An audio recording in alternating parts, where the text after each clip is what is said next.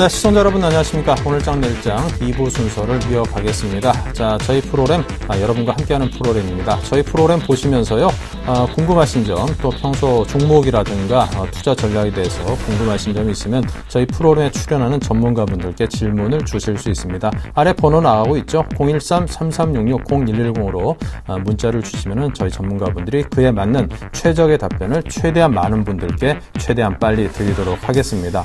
자, 그리고 저희 수익률 드림팀 시즌1 두 개 팀으로 나눠서 10분의 전문가분이 그냥 열띤 경쟁을 벌이고 있는데요. 자, 그때도 여러분께서 응원 문자를 보내실 수도 있습니다. 자, 문자 보내신 분들 가운데 저희가 3분을 추첨을 해서 샘플러스 유료 방송권, 한 달 유료 방송권을 선물로 드리니까요. 역시 함께 많은 참여를 해주시길 부탁을 드립니다.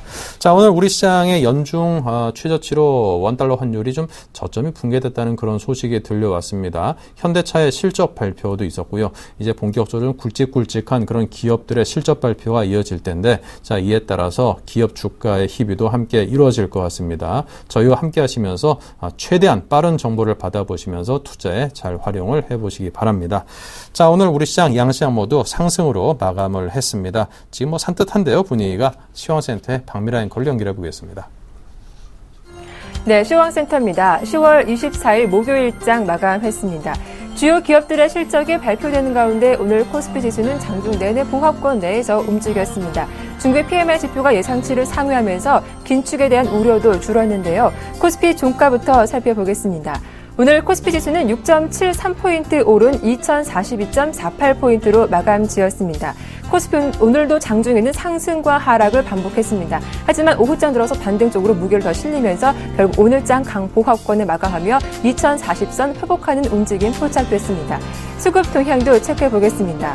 오늘장에서 외국인의 매수세가 지속됐습니다. 외국인과 개인의 매수, 기관의 매도가 팽팽하게 맞섰던 하루였는데요. 개인 쪽에서 433억 원 소폭 사줬고요. 외국인도 654억 원 매수했습니다.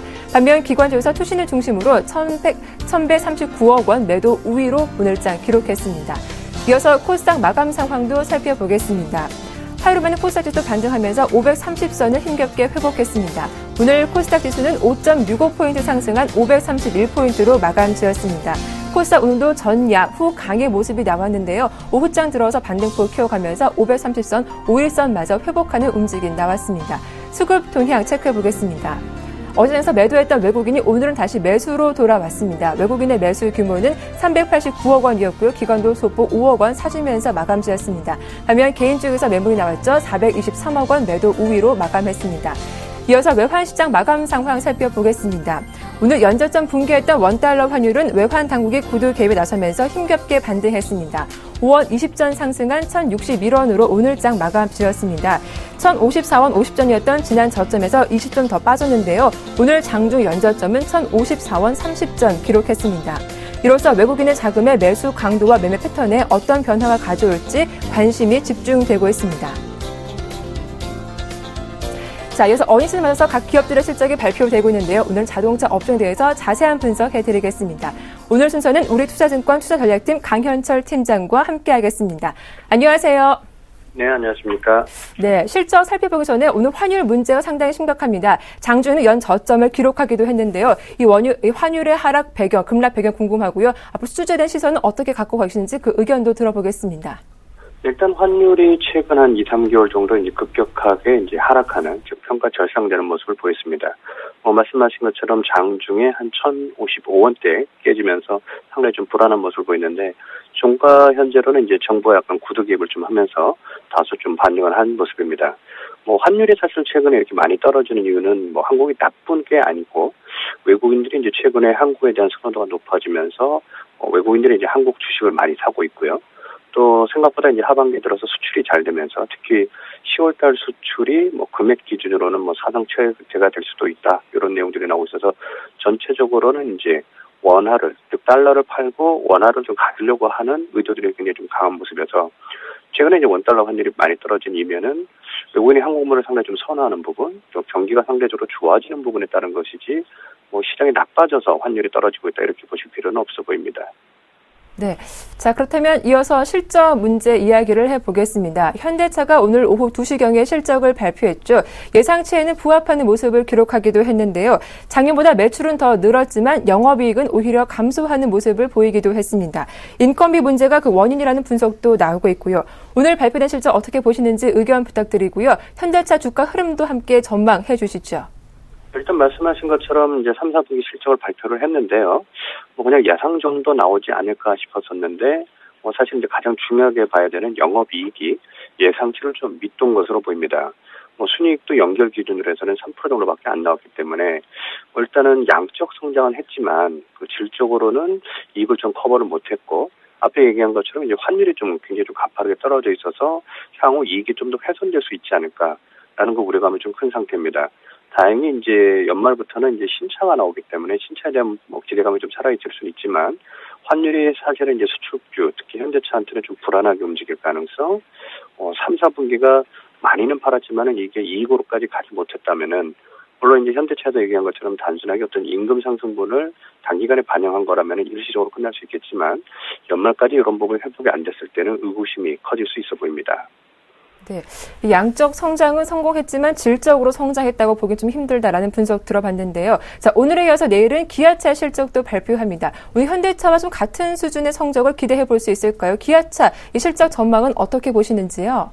네, 사실은 이제 전체적으로는 자동차에 대해서는 시장이 아주 서프라이즈한 실적을 기대하고 있지는 않았는데 마청이라고 볼 수 있는 현대차가 외형 대비 이제 그 어닝이 좀 안 나왔고요. 기아차도 사실은 조금 예상을 밑돌 가능성이 있어 보이는데 특히 이제 기아차 같은 경우는 수출은 아니고 내수 쪽에 좀 많이 집중을 해왔었는데 아시겠지만 이제 내수는 사실은 정체되거나 오히려 자동차 판매량이 줄어든 흐름이어서 현대차는 많이는 팔았는데 아직 이익이 좀 안 따라온 부분. 반대로 기아차는 매출단과 이익단이 같이 조금 생각보다 안 좋아질 수도 있어 보여서 내일 발표되는 기아차는 약간 눈높이를 낮게 먼저 보시는 게 좋아 보입니다. 자, 외국인 쪽에서는 현재 코스피 쪽에서 40거래일째 순 매수 행진이 이어지고 있습니다. 하지만 현대차만큼 좀 매도로 대응하고 있는 상황인데요. 자동차 부품주 좀 어떤 영향이 있지 않을까 걱정되는 부분이기도 합니다. 하반기 자동차 업종 투자 포인트는 어떻게 정해보는 게 좋을까요? 일단 완성차들은 글로벌 점유율이 크게 늘어나기보다는 잘 버티면서 이익을 확보해야 되기 때문에 성장 모멘텀이 그렇게 강하진 않습니다. 특히 환율이 이제 하락하게 되면은 판매에 대한 어떤 그런 부담이 커질 수밖에 없는데요. 반대로 이제 주목하셔야 될 것은 이제 모비스나 만도 같은 부품주들은 해외에서 이제 기자재를 사올 때 오히려 원화가 강세면은 부품을 조달하는 어떤 그런 재단성이 상당히 좀 좋아질 수 있고요. 완성차에 비해서는 글로벌 점유율을 좀 넓혀갈 수 있다라는 시장 점유율에 대한 확대 가능성이 있기 때문에 자동차 관련해서는 일단 타이어나 부품주가 완성차보다는 선호도를 높이는 전략이 좋아 보입니다. 자동차 업황 내에서는 완성차보다 타이어나 그런 부품주 쪽으로 한번 관심을 갖자라는 말씀해 주셨습니다. 자, 그럼 마지막으로 이런 자동차 부품주 중에서 어떤 종목이 좀 유망한지 두세 종목들 한번 추천해 주신다면 어떤 종목들이 있을까요? 일단은 자동차도 부품이 그렇게 많지는 않은데요. 네. 일단 그 안에서 탑픽이라고 볼 수 있는 만도나 현대 모비스 쪽으로 집중하는 게 좋아 보입니다. 네, 자동차 부품주 관심 있으신 분들은 만도와 현대 위아 쪽으로 한번 관심을 갖고 대응해 보시면 좋을 것 같습니다. 오늘 자세한 설명 들어봤습니다. 도움 말씀 고맙습니다. 감사합니다. 네, 지금까지 우리투자증권 투자전략팀 강현철 팀장님과 함께했습니다. 지금까지 시황센터였습니다.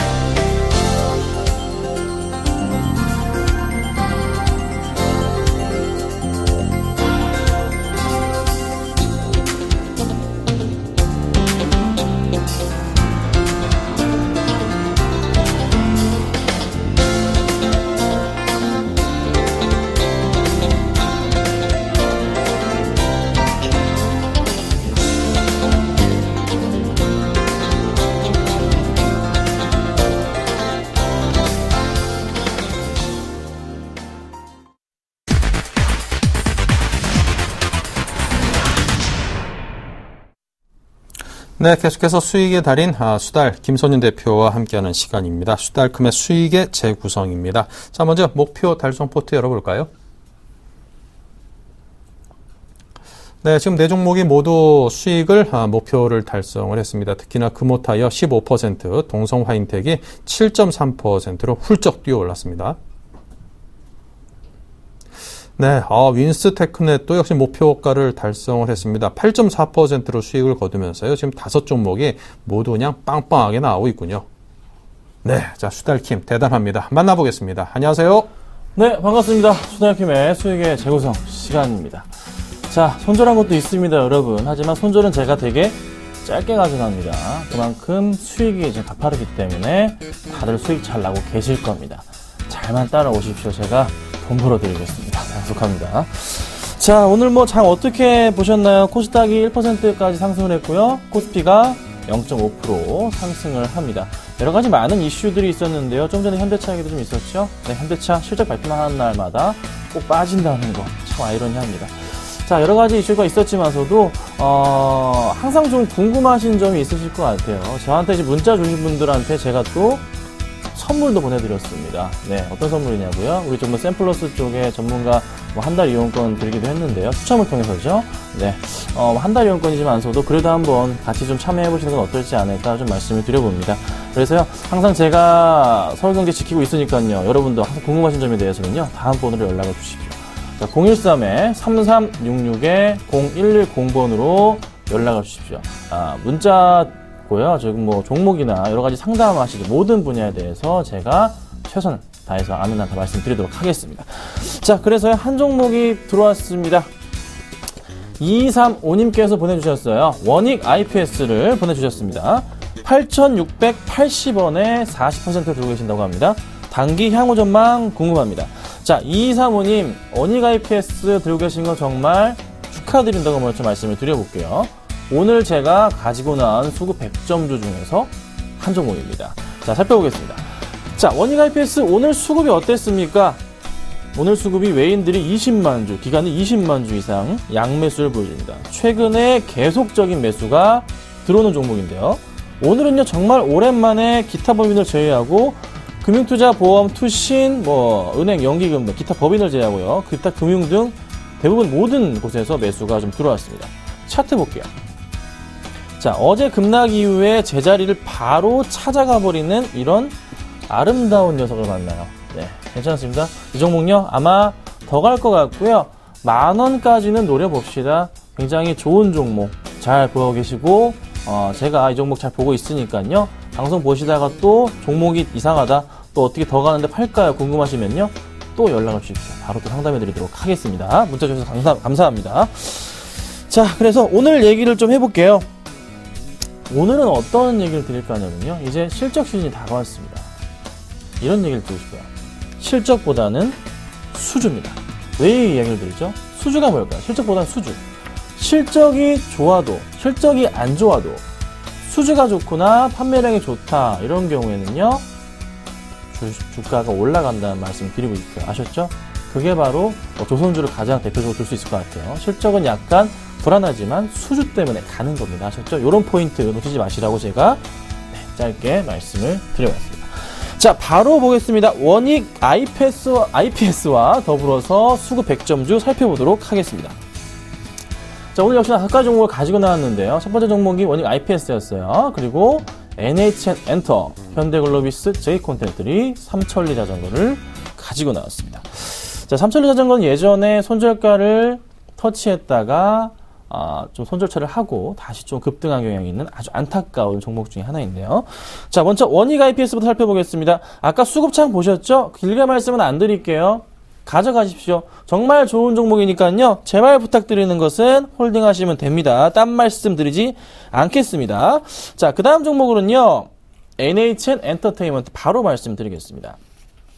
자, 오늘 수급창 보니까 외인들이 24,000주, 외인들이 잘 안 들어와요. 근데 외인들이 그 매도세에서 최근 들어서 매수세가 간간히 잡히는 게 참 핫포인트, 키포인트입니다. 그리고 개인들이 팔고 나가는 4일 연속. 거기서 기관들이 6일 연속. 오늘이 가장 많이 샀어요. 6일 동안. 오늘 기관들이 15만 주 매수 들어옵니다. 오늘 6,000원 올랐죠?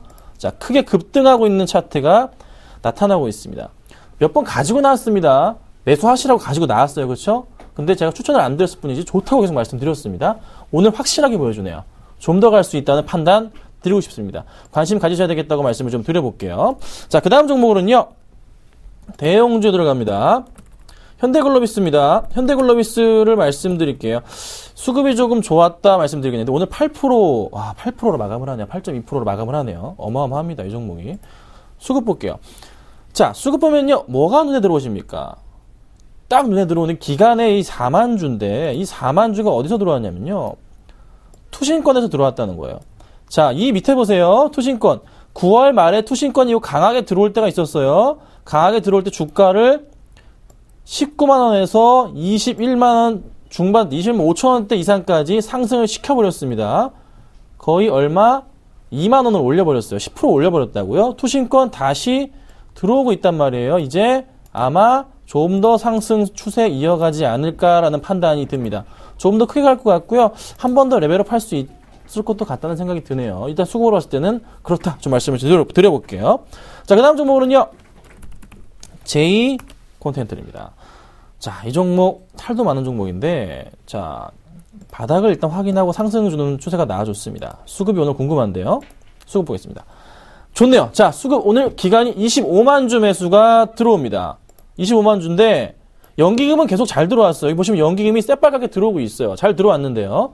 중요한 포인트는 연기금은 그냥 좋은 거고 그게 아니라 투신권, 보험권, 금융투자 쪽이 오늘 다 들어옵니다. 얘들 여기 보시면요. 다 매도세가 굉장히 많았어요. 그런데 오늘 빨갛게 매수가 빨갛게 매수가 들어오네요. 지금 외인들까지 같이 개인들 물량 고스란히 빼먹고 있는 모습. 굉장히 좀 긍정적이지 않나 판단이 됩니다. 좋은 종목입니다. 오늘 뭐 이렇게 좋은 수급임에도 불구하고 주가가 크게 안 갔다는 거 참 노릴만하지 않나 판단된다는 거 말씀을 드려볼게요. 자, 그 다음 종목입니다.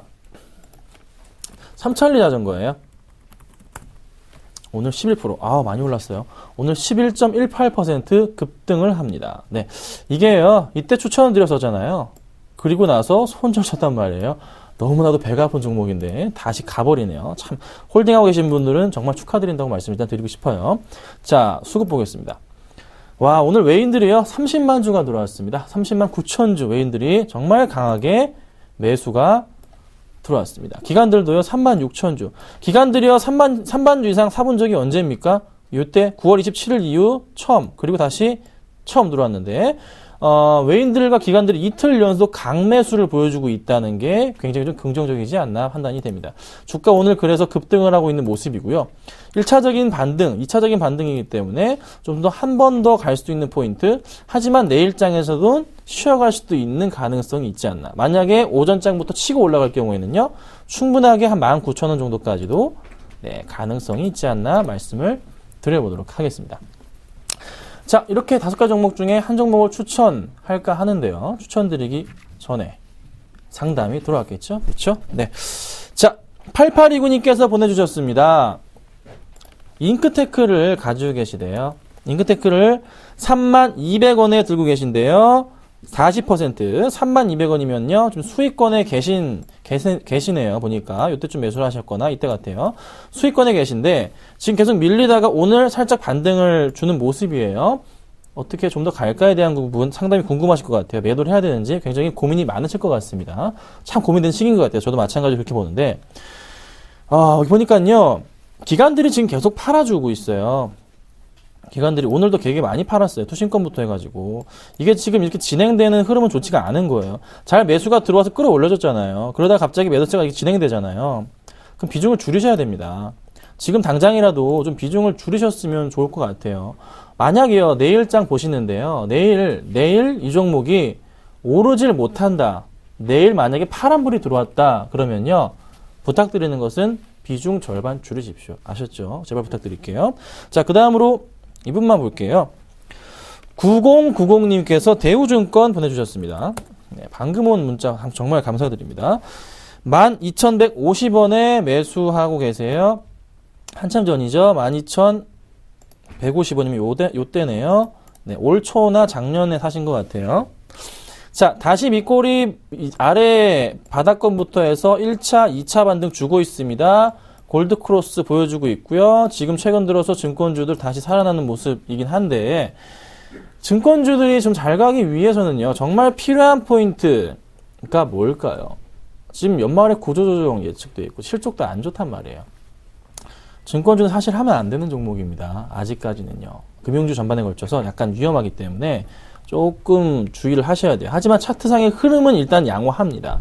그런데 지금 항상 그랬듯이 이런 골드크로스 구간에서 올라가는 듯 했는데 빠졌단 말이에요. 같은 포인트가 안 나왔으면 좋겠는데 일단 가져갑니다. 대신에 한 번 더 내려가서요. 9,000 얼마로 잡아드릴까요? 제가 볼 때는요. 9,800원 라인 깨고 내려가면 정리를 하십시오. 9,800원 라인 깰 때면 비중을 좀 줄이시거나 정리를 하시는 게 맞지 않을까? 이렇게 제가 정리를 해드리도록 할게요. 하지만 추세가 좀 있기 때문에 좀 갈 수도 있지 않을까 말씀을 좀 드려봅니다. 자, 그래서 오늘 종목 중에 한 종목을요. 조금 파보겠습니다. 자, 오늘 말씀드릴 종목은요. J콘텐트입니다. J콘텐트를 말씀드린 이유가 뭘까요? 역시나 수급이죠. 수급이 이렇게 좋은데 주가가 잘 가지 않네요. 살만하다는 거예요. 자, 내년에 영화 방송 성장 기대가 굉장히 크고요. 또 하나 최근에 CB 전환사채권으로 해서 굉장히 주가가 약간 흔들렸던 경향이 있었는데요. 다시 그 CB를 전환사채를 발행한 이유는 재무구조 개선을 하는 겁니다. 그래서 주가가 다시 한번 반등을 주고 있는 거고, 최근에 이렇게 한다 그랬는데 연기금이 지금 최근 들어서 오늘까지 산 것까지 지금 제가 어제 기준으로 150만 주 이상인데 오늘 기준으로 해서는요. 연기금 170만 주 이상 급매수입니다. 급매수. 한 달 동안 급매수하고 있어요. 그냥 싹 다 사주고 있어요. 아셨죠? 이 포인트 놓치지 마시고서 매수 부탁드리도록 하겠습니다. 자, 그래서 매수가는요. 뭐가 두렵습니까? 항상 저 시초가입니다. 시초가 말씀 빠르게 드리도록 할게요. 매수가 시초가 목표가는요. 5,200원에서 5,200포인트에서 5,500원까지 좀 보시면 좋을 것 같고요. 전 고점과 그 전의 고점을 말씀드리는 겁니다.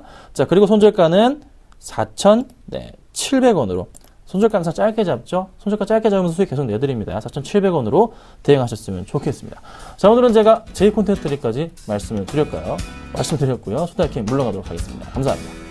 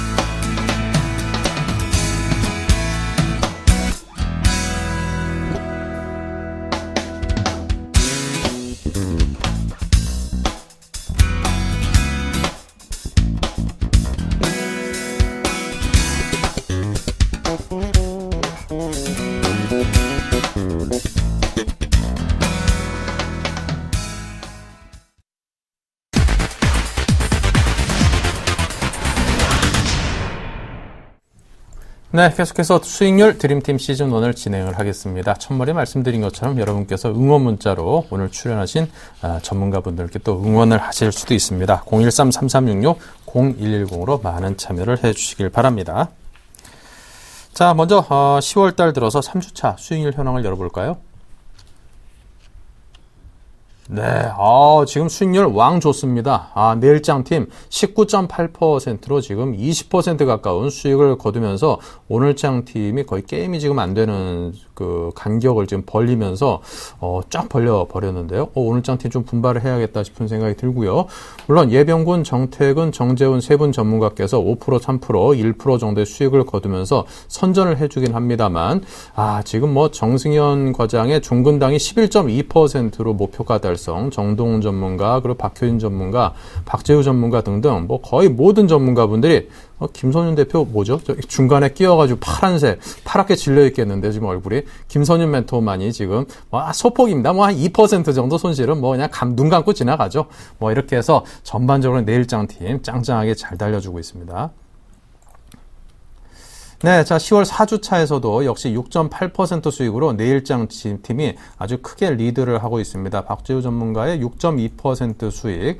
자, 정수영 과장 S-오일은 아직까지는 뭐 쉬고 있고요. 김선윤 대표가 그래도 또 10월 4주차에는 잘 달려주고 있습니다. 매일력으로 하루 만에 지금 1.7% 수익을 거두면서 역시 김선윤 멘토 실력이 짱짱하구나 보여주고 있습니다. 자, S코넥이 아직까지 매수가 미도달. 정재훈 멘토가 갑자기 급체했다고 해서 그냥 출연 안 하는 바람에 종목 지금 추천을 못했죠. 이것 때문에 좀 수익률이 까먹혔을까요? 예병군 전문가의 동성화인텍이 1.4% 수익으로 역시 팀의 전체 수익률을 잘 이끌어주고 있습니다.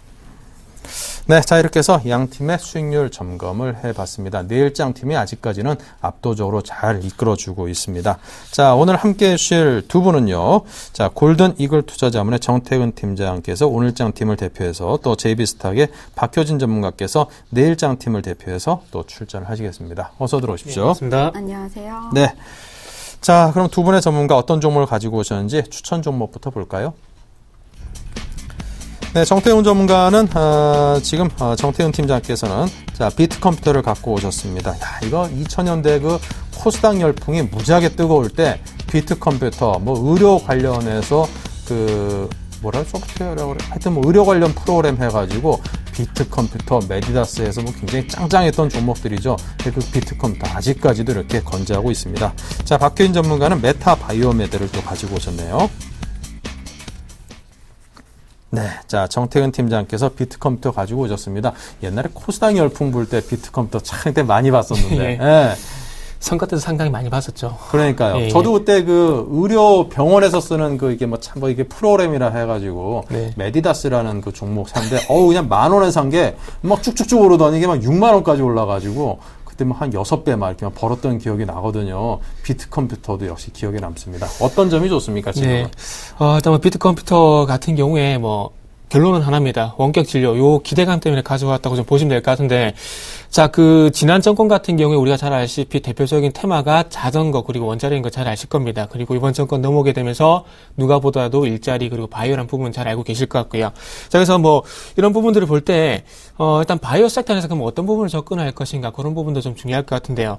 일단은 저는 원격 진료, 요 부분이 이번 정권에 좀 추진이 되지 않겠나 생각을 하고 있습니다. 왜? 지금 정권 초기이기 때문에 그 어떻게 봐도 추진력이 높아질 시기라고 좀 생각을 하고 있습니다.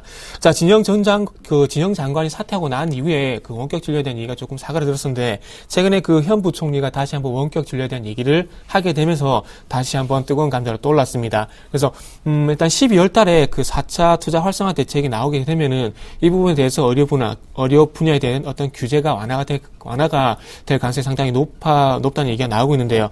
일단은 그 중요한 것은 이 단체의 어떤 반대를 얼마만큼 잘 풀어나갈 것인가 좀 중요할 것 같은데, 어쨌든 이런 반대에도 불구하고 의료법은 12월 달에 4차 투자 활성화 대책이 발표될 때 좀 개정이 되지 않겠나 예상을 하고 있습니다.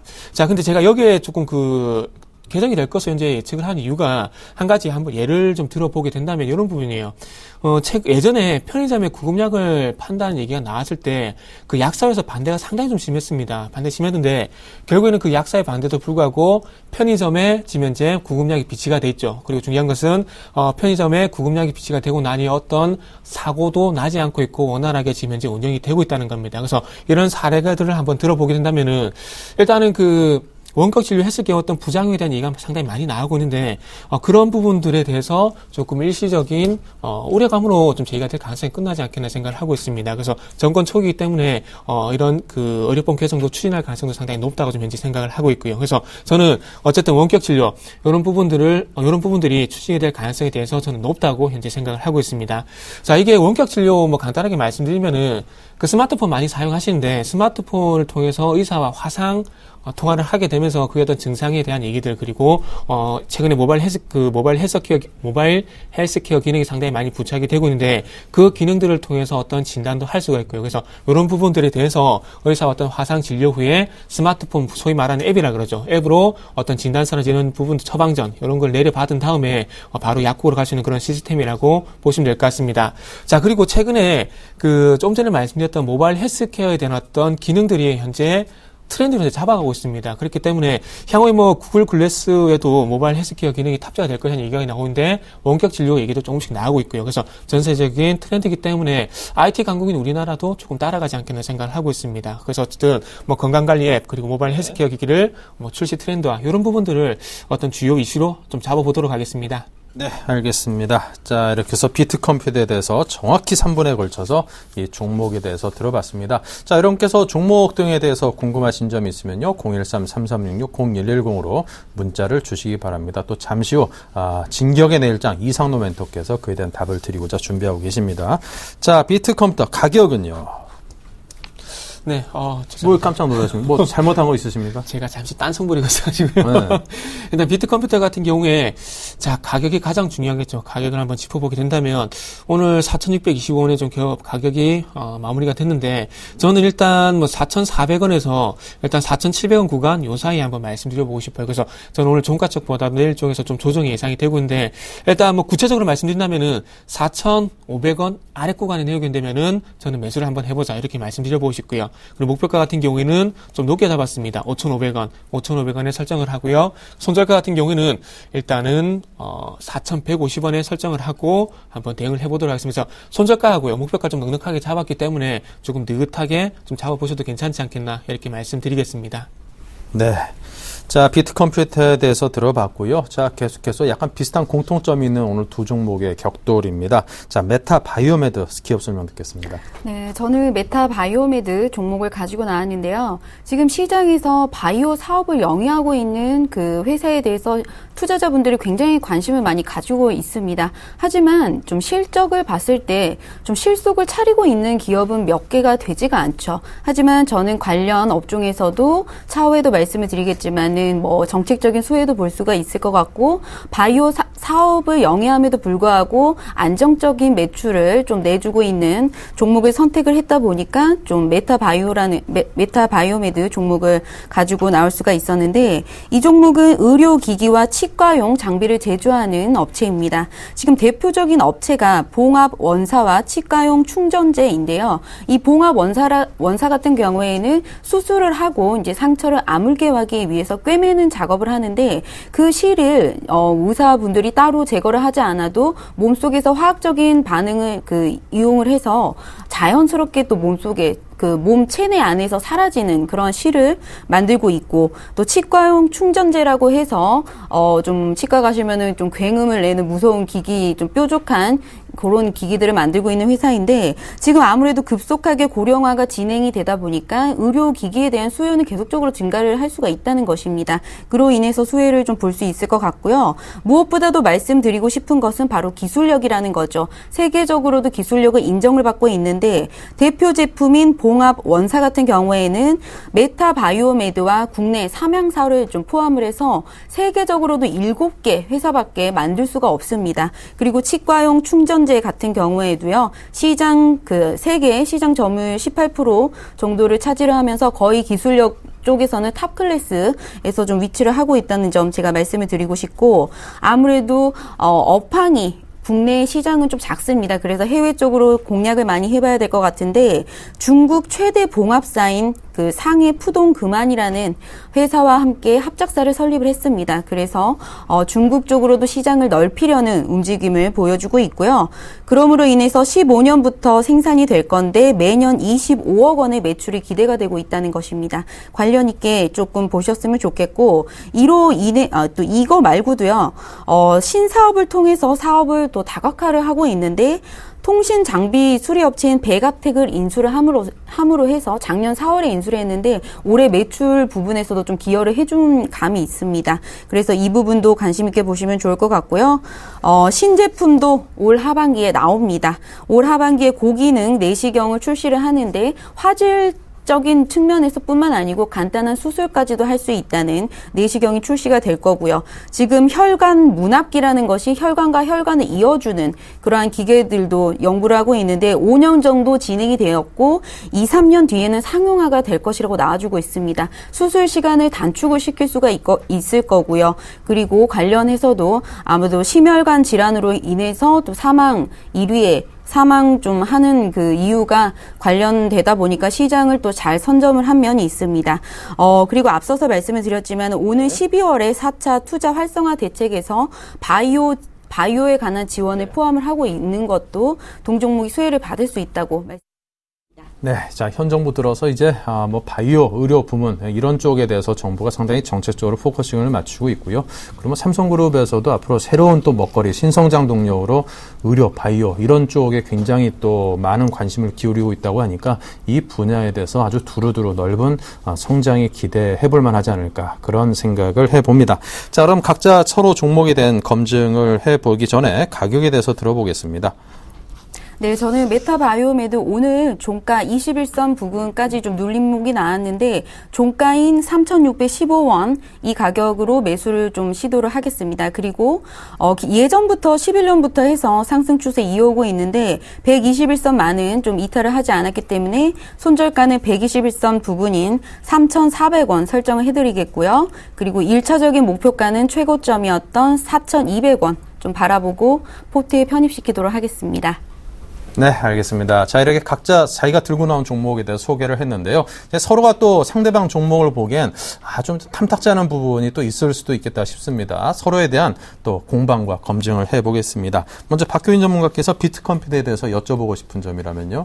네, 또 좋은 자리에서 원격 진료라는 수혜를 또 볼 수 있게끔 좀 자리가 좀 좋은 것 같습니다. 그리고 예전에도 또 시장에서 대장주격으로 해서 탄력적인 모습 보여주고 있는데 저는 이 이슈 말고도 좀 내실을 한번 말씀을 좀 듣고 싶어요. 네. 이 회사 같은 경우에는 30년 정도 사업을 영위했다고 했는데 계속적으로 매출액이 300억 정도를 좀 유지를 하고 있는 걸로 봤습니다. 물론 이에 관한 좀 수혜를 볼 수도 있겠지만은 30년 동안 왜 외형 성장이 또 그만큼 안 됐는지 궁금하고 아무래도 좀 바깥쪽으로 해외 쪽으로 좀 사업을 영위할 수 있는 기반을 갖춰가고 있는지 그리고 영업이익 같은 경우에도요 작년 좀 3분기와 비교를 했을 때는 손실폭이 확대가 된 점을 볼 수가 있었는데 이로 인해 좀 실적 부분에서도 개선될 수 있는 부분을 마련을 해가고 있는지가 좀 궁금합니다. 네. 일단 준비 상당히 많이 하셨네요. 지금 질문이 너무 많아서 지금 어떤 것부터 대답을 해야 될지 모르겠네요. 자, 일단은 30년 동안 또 한 길을 파왔지만은 거기에 대한 결과는 없다. 상당히 저도 아쉽네요. 그 부분은. 아쉬운데. 그런 부분인 것 같아요. 이런 부분은 제가 회사 IR팀은 아니지만 이렇게 좀 변명을 할게요. 이 회사 어쨌든 봤을 때 베타 바이오도 그렇지만 얘도 바이오잖아요. 근데 이 바이오 같은 경우에 그 연구 성과가 잘 안 나온다는 부분 잘 아시죠? 그래서 그런 부분들이 아직까지 이런 말씀 드려도 될지 모르겠지만 성과가 아직 없다고 보는 게 좀 맞을 것 같아요. 그래서 성과가 좀 없는데 지금 최근에 와서 원격 진료한지 바이오 의료기기 쪽에 지금 얘기가 나오고 있는데 이런 부분들에 대해서는 지금도 솔직히 말씀을 드리면은 기대감으로 좀 접근을 해야 될 것 같아요. 아직까지는 기대감 접근해야 될 것 같고, 그리고, 원격 진료 제가 만약에 말씀드린 예상대로 만약에 되게 된다면 거기에 대한 정부 정책 수혜, 그런 부분들이 좀 일시적으로 마무리가 될 가능성도 있다고는 저도 생각을 하고 있습니다. 그래서 어떻게 본다면은, 저는 급변동 이런 부분들 때문에 조금 접근을 했다고 이해하시면 되겠습니다. 네, 알겠습니다. 자, 답변 시간도 정확히 1분 안에만 듣도록 하겠습니다. 자, 다음 정태현 팀장께서 또 복수의 칼날 한번 날려보시죠. 네, 일단은 똑같은 바이오라서 바이오 쪽은 접근하기 좀 힘들 것 같고요. 자, 일단은 제가 질문하기 전에 한 가지만 먼저 좀 여쭤볼게요. 메타바이오 일단 바이오 쪽 치과라든지 자회사라든지 이런 거 잘 들었는데 저는 비트 컴퓨터를 원격 진료로 가지고 나왔거든요. 그럼 메타바이오는 어떤 부분에 중점 좀 두고 계신가요? 메타바이오메드는 저는 좀 기술력에 초점을 맞추고 가지고 왔습니다. 그런 기술력도 좀 해볼 수가 있겠고요. 초점을 맞춰볼 수도 있겠고요. 그리고 지난 5월과 6월에 코스닥 종목임에도 불구하고 미국과 그리고 중국 쪽으로 경제 사절단을 파견할 때 메타바이오메드 이 대표분을 함께 또 모시고 간 것을 봤을 때 굉장히 좀 나라 바깥에서도 역량 그리고 사업적인 지위를 좀 평가받을 수가 있을 것 같아서 네. 그런 면에서 좀 집중을 해서 가지고 나와봤습니다. 그러니까 그 해외 성장성 이런 부분이 될 수 있겠네요. 네, 자, 그렇습니다. 그렇다면은 뭐 똑같은 질문이 좀 될 수 있을 것 같은데 저한테도 여쭤보셨듯이 어떻게 보면 메타바이오도 지금 어떤 기대감을 좀 봐야 될 것 같아요. 뭐 기존에 가지고 있는 반제품용 수술용 실 이게 녹는 실이거든요. 아마 모르실 거예요. 녹는 실인데 저는 이렇게 여기 팔에 좀 수술해봐서 아는데 지금 어쨌든 그 치과든 뭐 수술용 실이든 자회사든 이 부분을 저 세 개 중에 한 가지 좀 말씀하셨으면 좋겠는데 어쨌든 이 세 개 부분에서 전부 다 해외의 어떤 그 실적을 좀 보신다는 얘기시죠. 네, 예. 네, 그렇습니다. 그렇다면은 그 해외 공장실 그 이런 부분들에 대해서 아직 자국 내에서 어떤 여건이 기반이 다지지 않은 상태에서 해외 좀 진출했을 때 그 해외 진출에 대한 어떤 뭐라 해야 될까요? 리스크 부분도 있을 건데, 이런 리스크에 대한 어떤 안전장치를 회사에서 어떤 해 나가고 있는 부분들이 좀 궁금하고요. 그리고 구체적으로, 해외 어떤 그 진출했을 당시에 어떤 주력 제품이 분명히 있을 거예요. 근데 그 주력 제품이, 실인지, 뭐 치과용 제품인지 아니면 자회사인지, 이런 부분들을 조금만 구체적으로 덧붙여 주시면 좋을 것 같아요. 네, 일단 이 종목 같은 경우에는요, 사업 매출 비중이 95%가 수출에 좀 집중이 되어 있습니다. 네. 그렇기 때문에 좀 리스크적인 부분이 있다면 아무래도 환율이 좀 문제가 될 것 같은데요. 지금 같은 경우에는 환율이 또 1,050원대 연초 대비해서도 좀 많이 하락한 면도 있는데 회사가 좀 잠정치 사업 계획서를 작성을 할 때 맞춰놓은 환율이 지금 가격대입니다. 1,050원으로 해가지고 사업 계획서를 했는데 지금 충분히 올해 매출액이 378억 원, 전년 동기 대비해서 30% 정도 증가한 수치를 보고 있고요. 영업이익 같은 부분도 있어서 60억이 좀 예상이 되고 있기 때문에 전년 동기 대비해서 거의 또 60% 증가한 수준이기 때문에 좀 리스크적이었던 좀 환율 부분에서도 약간 좀 벗어났다고 말씀을 드릴 수가 있겠고요. 해외 모멘텀 같은 경우에도 사업에서 매출 비중을 어느 정도 차지하고 있느냐가 좀 중요할 것 같은데 녹는 실 말씀을 해주셨다시피 그 부분과 그리고 치과용 기자재가 반반씩 차지를 하고 있습니다. 그러면 해외 쪽으로 매출, 네. 자, 이 정도로 설명은 듣도록 하겠습니다. 자, 오늘 두 분의 전문가께서 지금 함께 해주셨는데요. 자, 정태근 팀장, 그리고 박효진 전문가 두 분께서, 각자 가지고 나온 종목으로 열띤 경쟁을 벌였습니다. 좀 좋은 수익률 거둬주기를 기대를 해보겠습니다. 오늘은 비트컴퓨터, 메타바이오미드 두 종목의 대결이었습니다. 오늘 두 분 감사합니다. 네, 감사합니다. 네.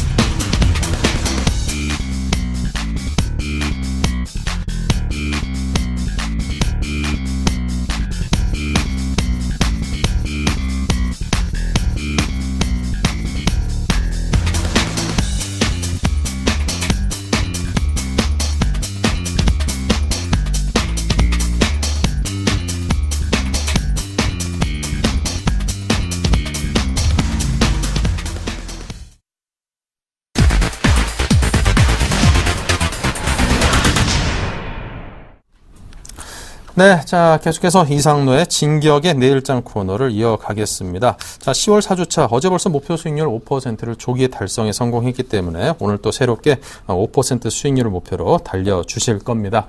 실력 있는 이상로 멘토 바로 그냥 만나보도록 하겠습니다. 안녕하십니까, 멘토님. 예, 반갑습니다.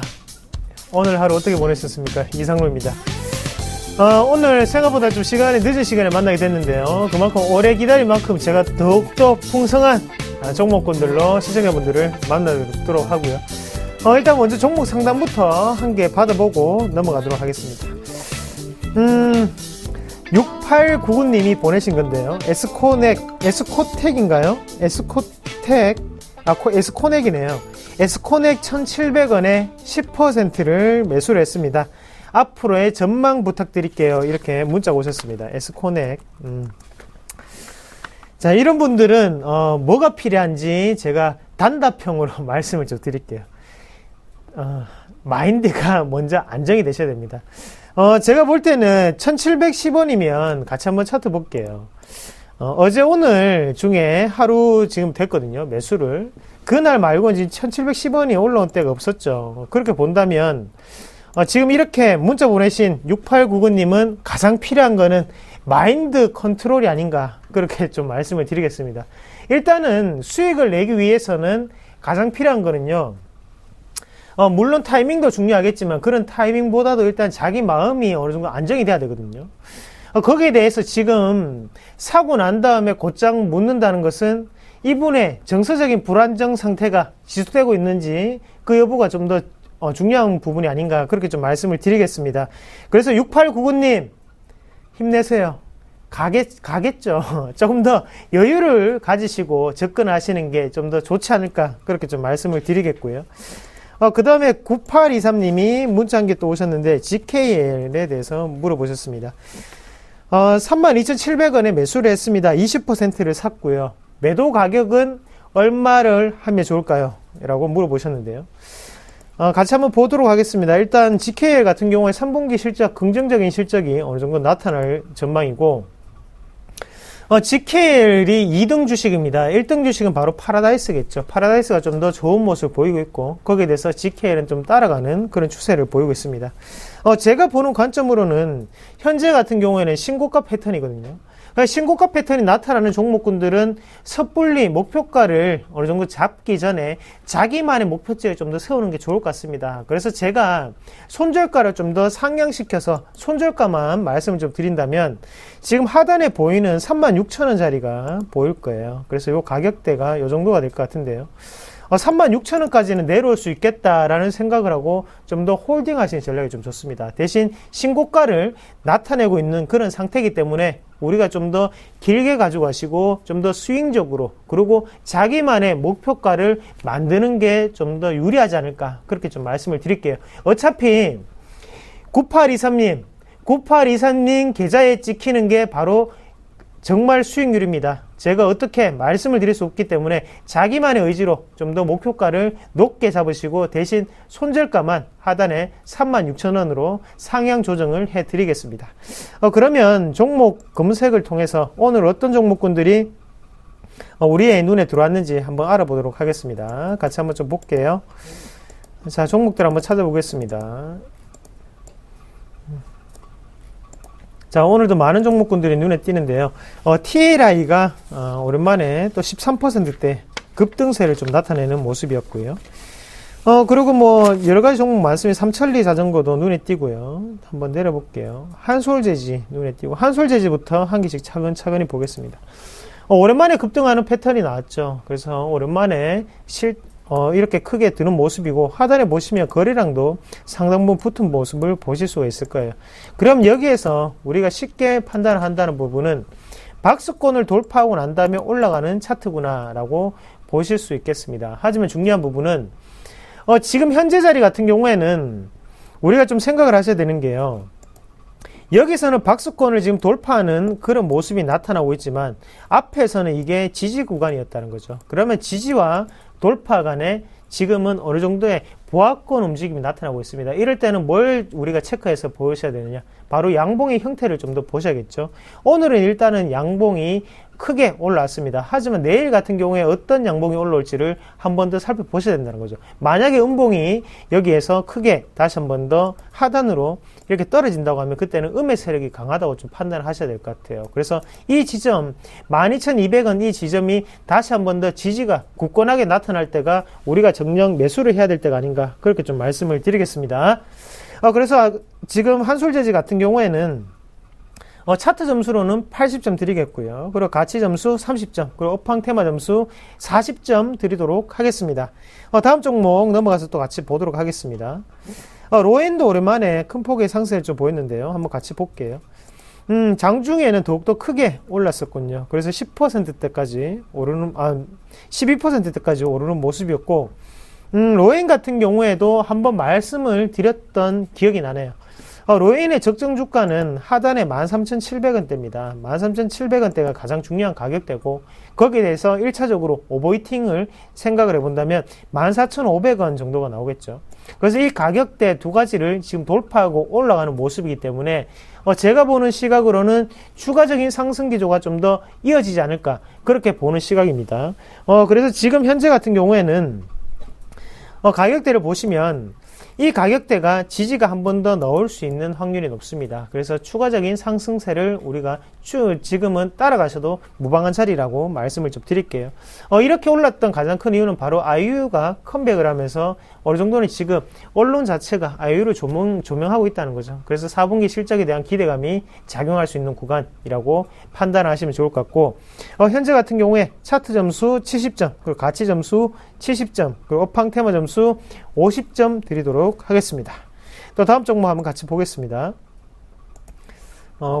봤고요. 위닉스 또다시 신고가를 갔네요. 설명을 많이 드렸던 종목이고, SM 한번 같이 보겠습니다. SM 같은 경우에 지금 추가적인 상승 기조가 좀 나타났는데, 이유를 보자니 중국 시장 진출에 대한 기대감으로 상승했다라는 뉴스가 나왔습니다. 이 말은 무슨 말이냐? 지금까지 사업이 어느 정도 중국 쪽이 안 했던 게 아니라 지금은 중국 쪽에 좀 더 본격적인 성장판에 도약을 하겠다라는 그런 표현으로 해석을 해야 될 것 같고요. 그리고 중립적인 시각에서 이 뉴스를 본다면, 올리려고 작정하고 이런 뉴스를 만들어 보내는구나 라고 생각을 하시는 게 좋을 것 같습니다. 그래서 SM 같은 경우에도 4분기까지만 되면 항상 1년에 한 번은 크게 움직일 때가 있죠. 그게 바로 4분기 때가 아닌가, 그렇게 좀 말씀을 드릴 수가 있겠고요.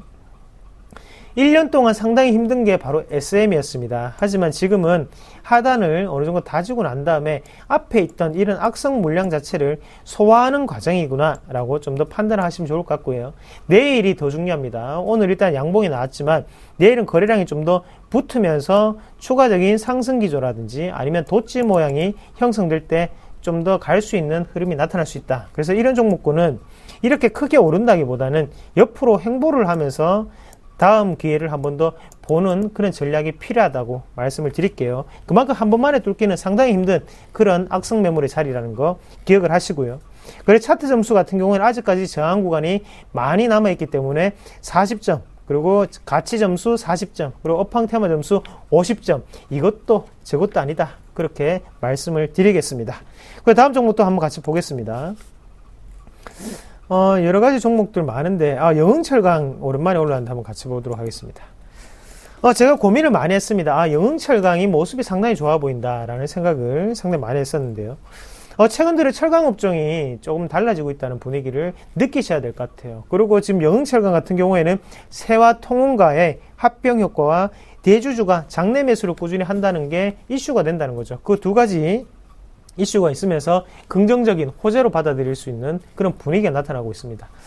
인적 분할이라든지 아니면 합병이라든지 이런 부분은 기업의 가치가 변하게 되는 과정이겠죠. 그래서 업그레이드가 되거나 아니면 다운그레이드가 되거나, 지금 영흥철강 같은 경우는 우리가 업그레이드가 되는 시점이라고 좀 더 생각을 하셔야 될 것 같습니다. 그래서 추가적인 상승 가능성이 농후하다, 그렇게 말씀을 드리겠고요. 다만 중요하게 생각을 하셔야 되는 점은 60일선과 지금 120일선이 만나는 자리에서 두 가지의 어느 정도 이평선상의 저항 구간을 돌파했다는 거죠. 이럴 때는 다음날 어느 정도의 차익 실현이 좀 더 나타날 수 있다는 관점이고요. 그래서 영흥철강은 오늘보다는, 그리고 내일보다는 모레, 그래서 화요일장이라든지 월요일장에 한 번쯤 공략을 해볼 만한 그런 종목군이 아닌가, 그렇게 좀 말씀을 드리겠습니다. 차트 점수는 50점 드리겠고요. 가치 점수 70점, 업황 테마 점수 70점 드리도록 하겠습니다. 그러면 우리가 내일 시장에서 한번 공략을 해볼 만한 종목군, 저는 이 종목으로 좀 뽑아보는데요. 한번 같이 볼게요. 사파이어 테크놀로지라는 종목을 한번 뽑아봤습니다.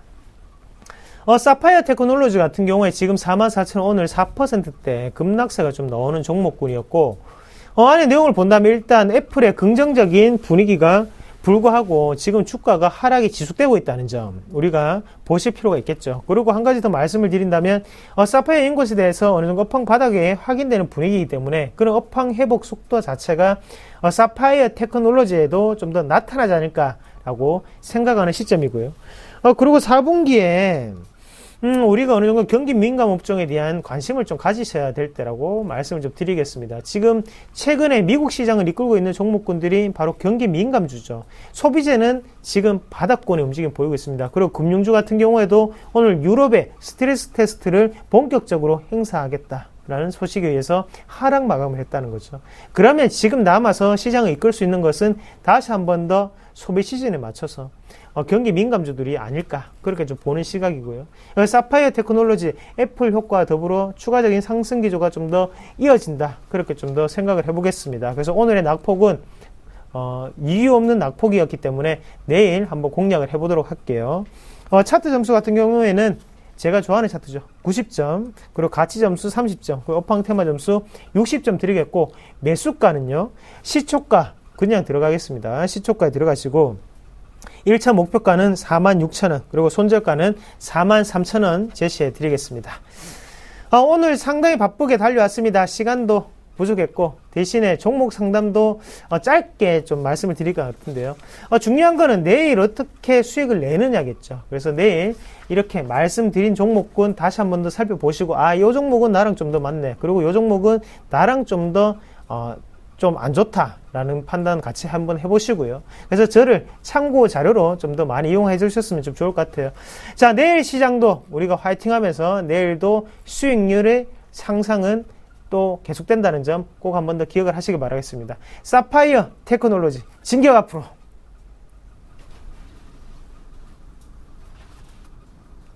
네. 자, 지금까지 이상로 멘토의 진격의 내일장 코너를 이어봤습니다. 자, 이상로 멘토께서 항상 좋은 정보와 종목을 드리고 있으니까 여러분께서 많이 활용을 해보시기 바랍니다. 자, 오늘 여기서 인사드리고요. 내일 뵙죠.